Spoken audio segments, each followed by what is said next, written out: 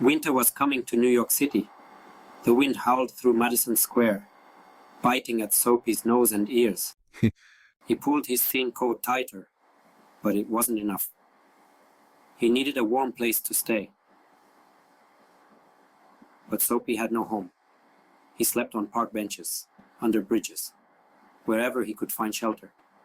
Soapy looked up at the sky. Dark clouds gathered, promising snow. He needed a real roof over his head. Jail. Soapy muttered to himself, a glimmer of hope in his eyes. Getting arrested, Soapy thought. Couldn't be that hard. After all, he had done it before. New York was a big city, full of opportunities, and bustling with life.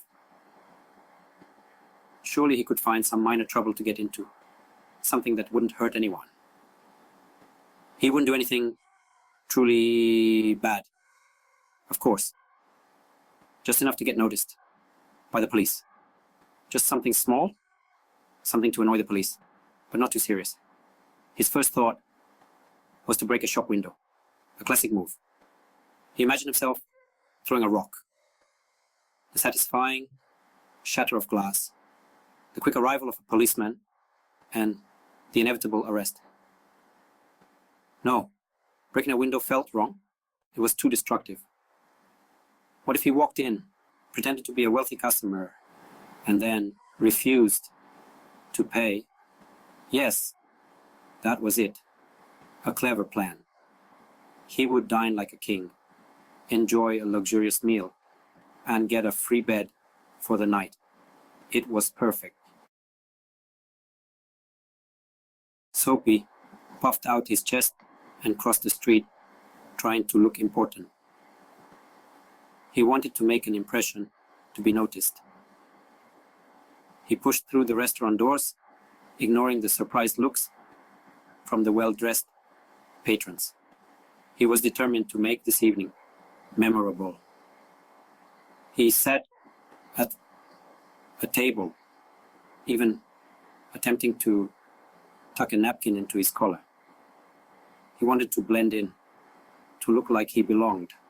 A waiter approached, looking doubtful, as if he sensed something was off. Good evening, sir. How can I assist you tonight? What can I get for you?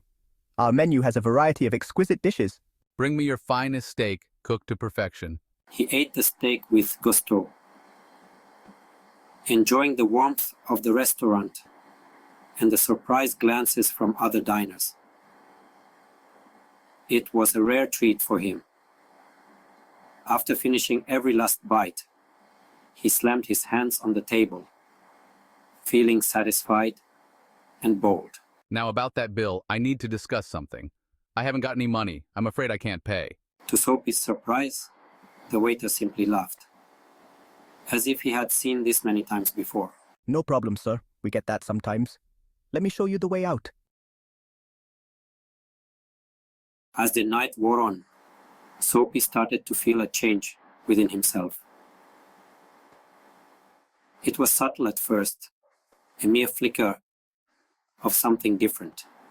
He looked around at the city lights, the bustling crowds, the shop windows decorated for Christmas. The festive atmosphere seemed to touch a part of him he had long forgotten. He noticed a young couple holding hands, their faces glowing with happiness. They seemed so carefree, so full of life, a stark contrast to his own existence. He heard a street musician playing a cheerful tune on his saxophone. The melody was uplifting, filling the air with a sense of joy and hope. For the first time in a long time, Soapy felt a pang of something other than self-pity. It was a strange, almost foreign feeling, but it was there.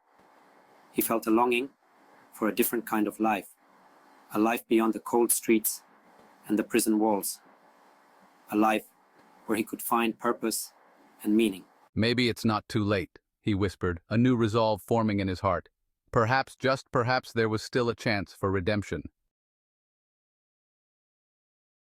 Soapy straightened his back, feeling a surge of determination. He would find a job, any job, He would save his money. He would find a small room, a place to call his own. He would create a better life for himself. Just then, he felt a firm hand on his shoulder. "What are you doing loitering around here?" A gruff voice boomed. But I wasn't doing anything, Soapy stammered, confused. "Suspicious behavior. You're coming with me." Soapy's heart sank. He was arrested for loitering and whisked away to jail.